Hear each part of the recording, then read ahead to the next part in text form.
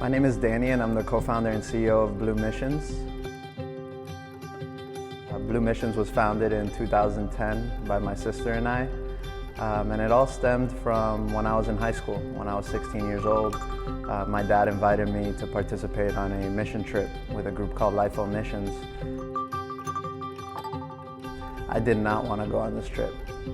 I was more interested in playing sports and going out with my friends and figuring out what I was going to do in college.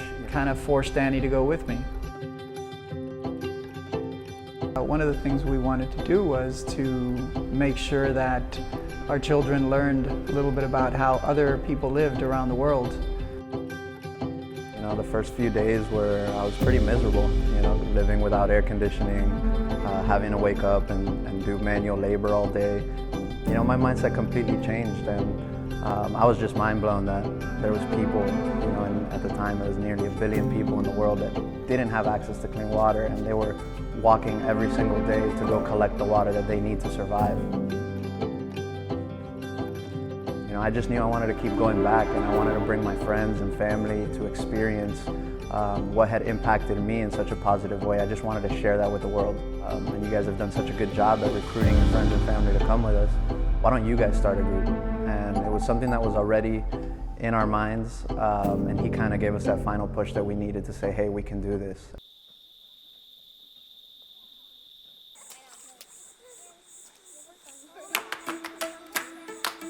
So when I was 16, I went to the Dominican Republic to build a water project for the community of Palma Herrera. I wasn't really invited. I kind of invited myself. I went with my dad that summer. I was 15 years old.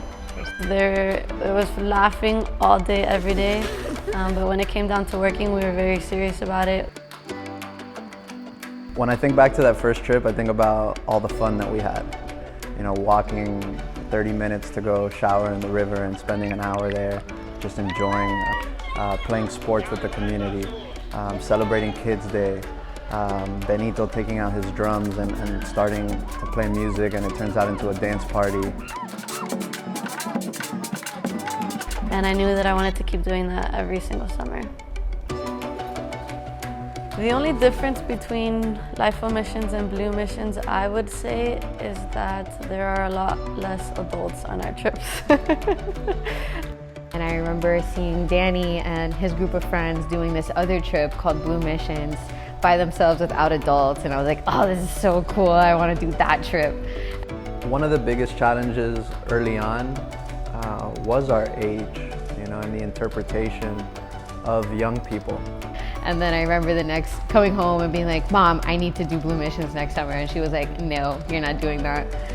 Those are a bunch of kids. Being a college student, being in your early 20s, and having that responsibility. Felt like there was a lot of weight on my shoulders. Just, I had these girls in high school looking up to me, and I wasn't that much older than them.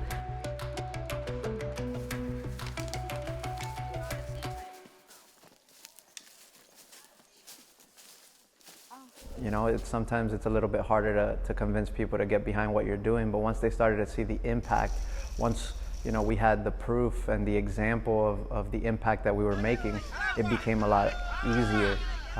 The goal was really to just provide clean water to one community every year.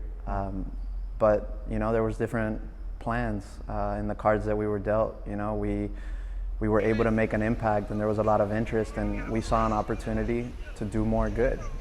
You know, a light bulb went off and said, this is it. You know, this is how we can really make an impact.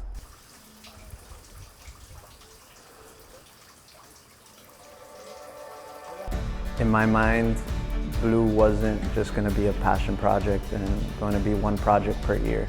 I knew it was going to be something much bigger, and something that would reshape service in our home community of South Florida and help more and more communities gain access to clean water, and, you know, the impacts of that. So I always thought that Blue Missions and service would just be one of my extracurricular activities, just a hobby of mine that I would do on the side. In 2015, I was able to get Blue to the point where we needed people to run our day-to-day operations here in the US. So I approached two of my best friends. And Danny just kind of calls me and says, hey, would you guys be interested in leaving the careers that you guys have been building to help build Blue Missions into something that can make more of an impact. I came back and told Danny that I was on board, that I would love to be employed by Blue Missions and see where we can grow it. I quit my job, I take this leap, and I start working with Nikki. And the two of us are tasked with the operation of growing Blue Missions, right? We grew it from 9 to 21 trips. We were working out of Danny's spare bedroom. We would spend all day and night together, you know, just building out our vision for the organization. And After my first trip, I remember Danny asked me to come back with him and to take pictures. I don't know why he asked me that, because I didn't have a camera. So I had a GoPro strapped to a broomstick. I loved coming into the office and just being a part of this little team that was building something. So we were a very, very small operation, but we were pretending to be big, that's for sure. But being young, being naive, you know, having no fear of failure, that really, I think, was the difference in allowing us to hit the ground running. We went from 9 projects in 2015 to 21 projects in 2016, and the growth just kept coming. You know, we had way more requests for water projects than we can fund. We had way more volunteers interested in traveling with us than we can coordinate. Blue kind of just escalated from there. We were having meetings with high schools and universities across the country. Leaving UCF, just had a great meeting on the way to Gainesville. I remember when we launched trips in 2017. Blue applications open up today. Blue Apps just opened up. Applications open today! And we had over 400 volunteers sign up within the first 2 hours of launching our applications.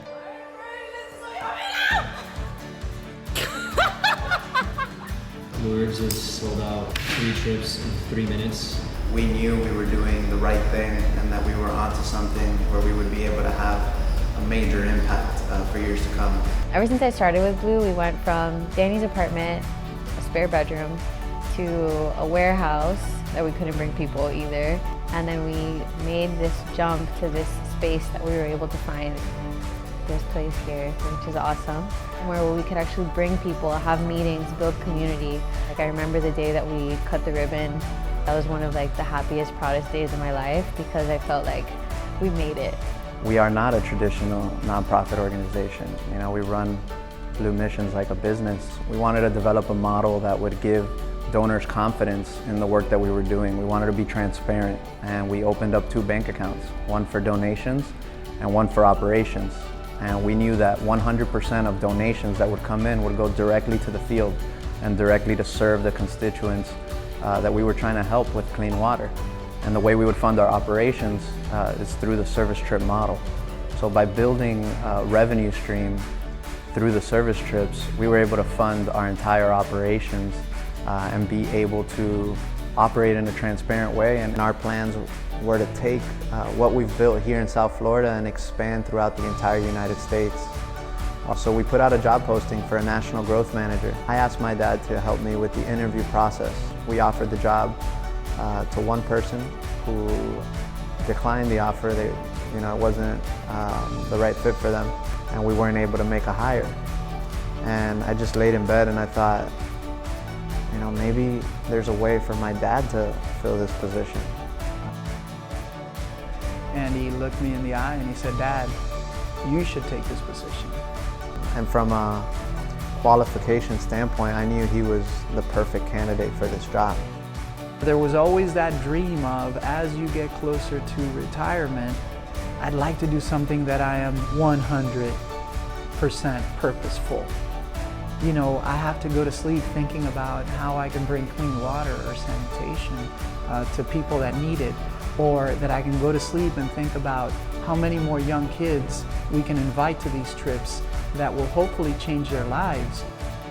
So I'm happy. I'm very happy.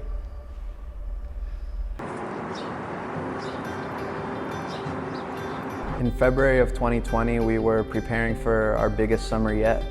We had 45 projects scheduled to take place. with close to 1,000 volunteers joining us. And that was something that was really, really exciting for us. And then we start hearing about COVID-19. We went from being a little bit concerned about this thing called coronavirus to packing up our desks and, you know, not knowing when we were going to see each other again in person. And everything just really changed.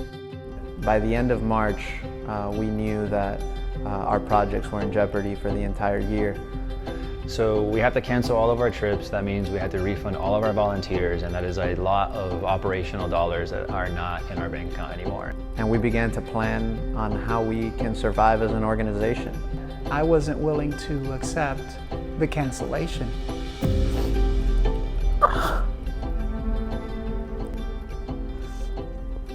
I didn't want to accept the reality that this virus was impacting us specifically. Because of our model, we rely on our service trips to fund the operations.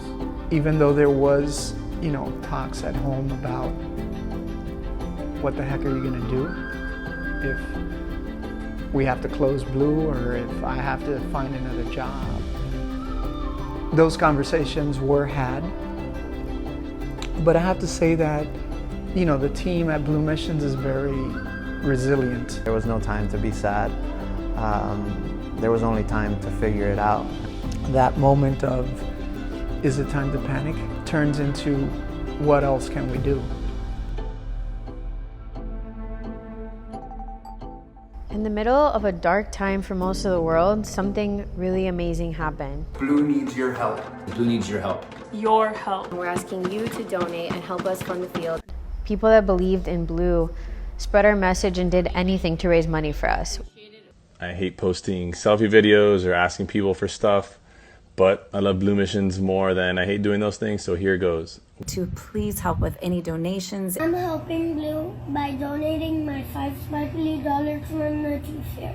We had people dancing, singing opera on social media just for donations. And the money raised supported our field team during a summer that really could have been devastating. Ultimately, we got through this the same way we've gotten this far. We had to improvise on the spot. We're building our own ladder, we're building our own latrine. We believed that nothing was going to stop us from making an impact. And today, after impacting more than 30,000 people, we believe more than ever that the world we dream of is in our reach. A world where no one gets sick Or misses a day of school. or misses out on opportunities because of water. We have the team, we have the plans, and we invite you to believe too. To believe too. We are building a community of do-gooders, Optimists, activists, who not only believe in, but act on their purpose to change the world. they are the members of The Source.